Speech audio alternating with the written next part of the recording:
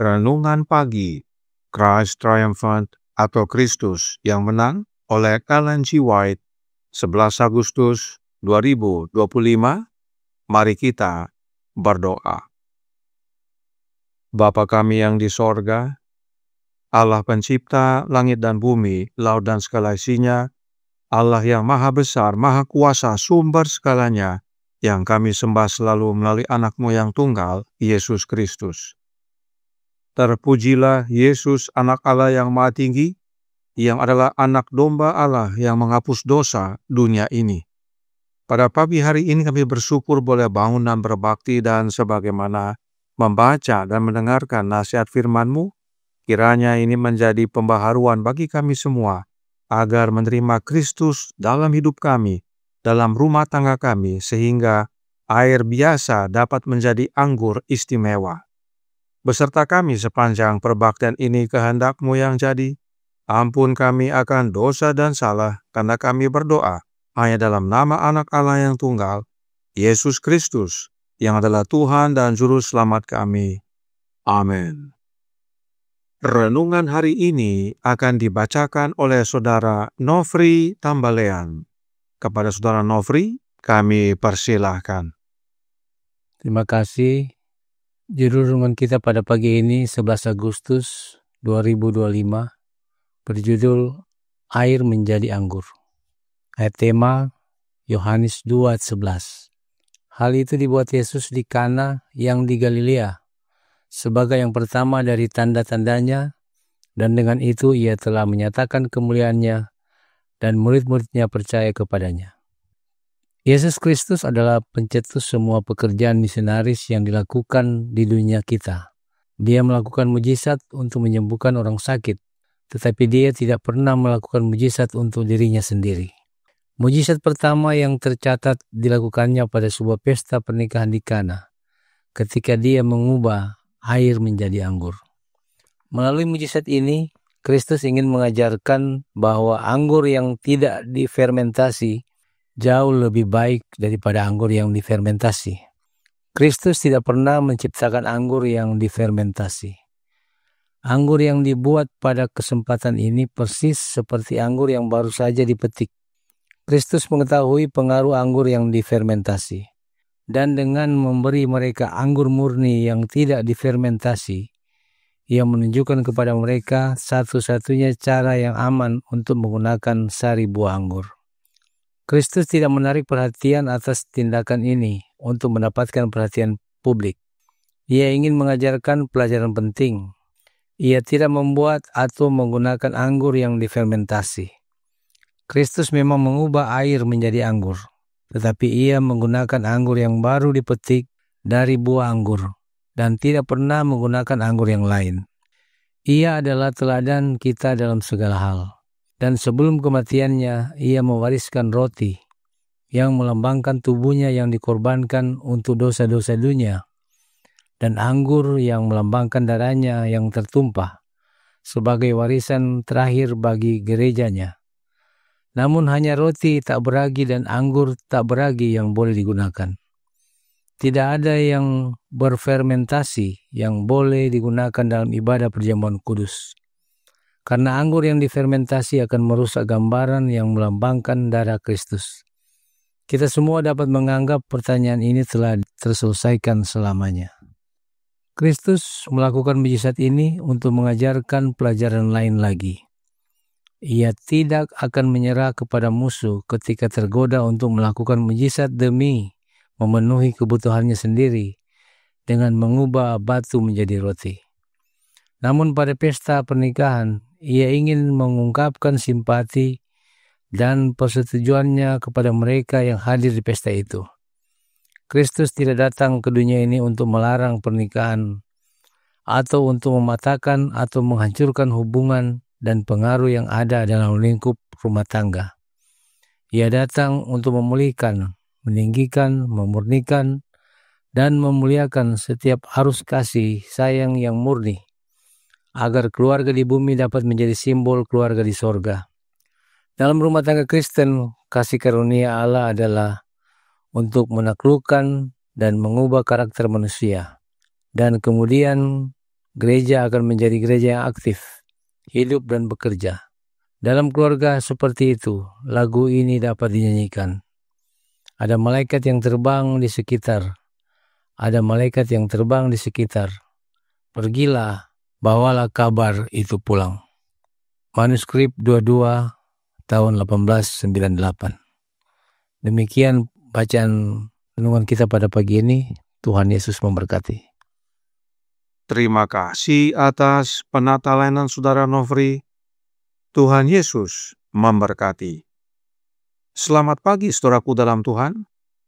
Peristiwa mujizat air menjadi anggur pada pernikahan di Kana adalah sebuah lambang. The Desire of Ages halaman 148 paragraf 4 berkata, pemberian Kristus kepada pesta pernikahan merupakan sebuah simbol. Air melambangkan baptisan ke dalam kematiannya. Anggur melambangkan pencurahan darahnya untuk dosa-dosa dunia.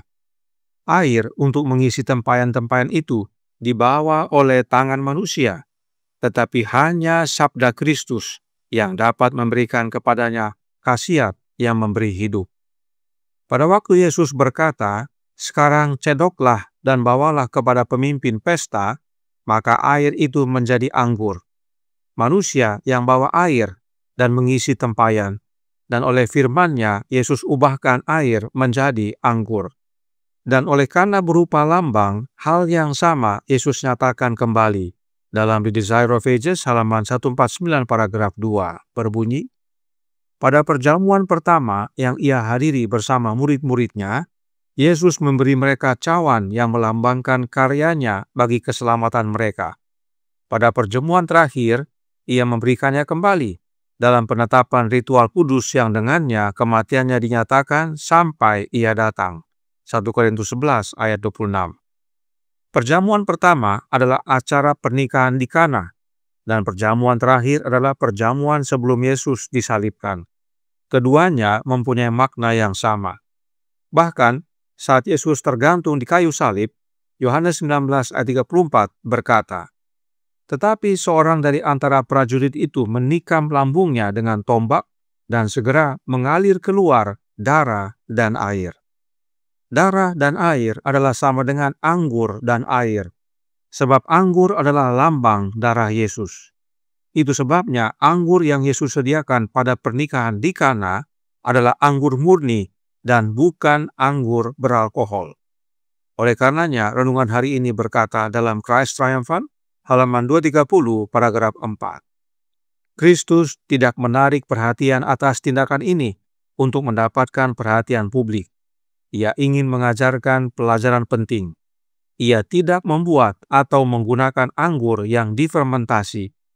Kristus memang mengubah air menjadi anggur, tetapi ia menggunakan anggur yang baru dipetik dari buah anggur dan tidak pernah menggunakan anggur yang lain.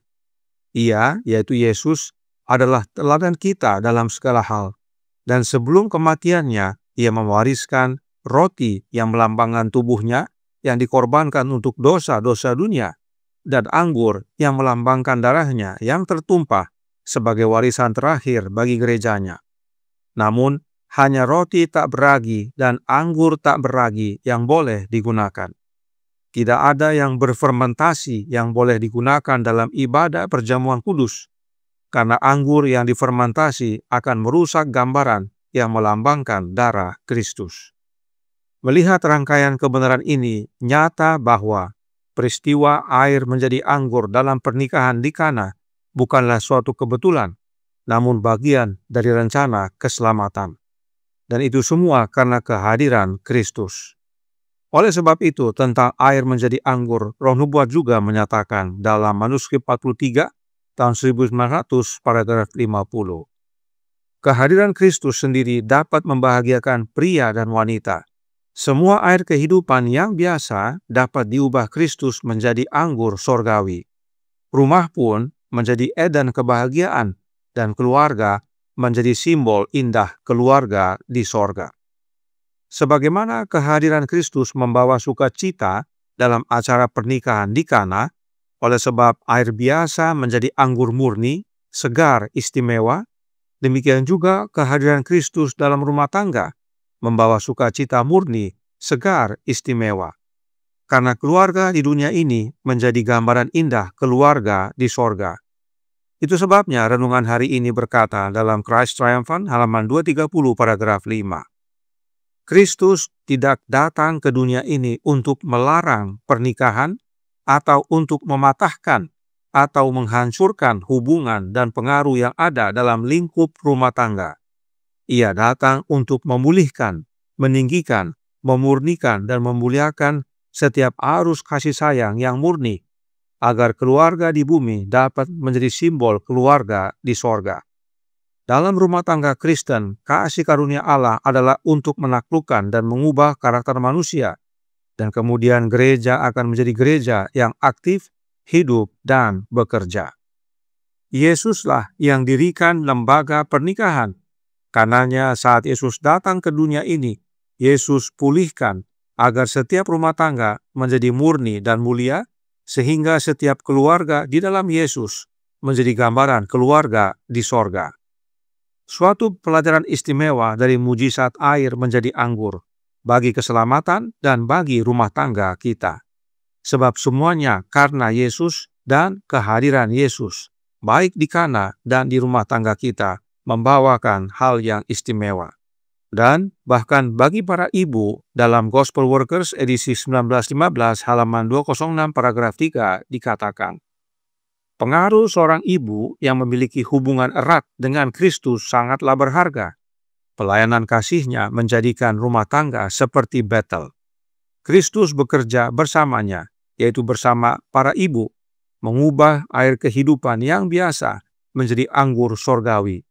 Anak-anaknya akan tumbuh menjadi berkat dan kehormatan baginya, baik di dunia ini maupun di akhirat. Karenanya kehadiran Kristus dalam hidup kita, dalam rumah tangga kita, mengubahkan yang biasa menjadi istimewa. Terlebih mempersiapkan untuk kehidupan kekal. Tuhan memberkati, saya bawa dalam nama Yesus. Amin.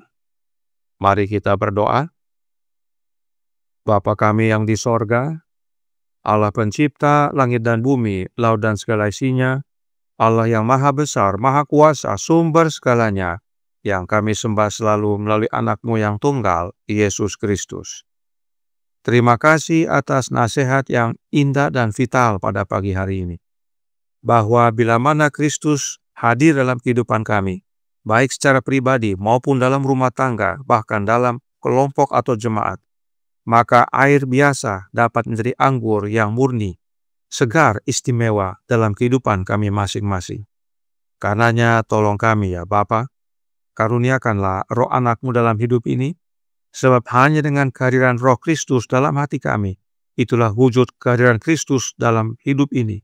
Dan hidup kami menjadi hidup yang penuh istimewa, menjadi berkat bagi banyak orang, dan bahkan menjadi saksi sehingga banyak orang datang kembali kepada-Mu ya Bapa, bertobat untuk menerima kehidupan yang kekal.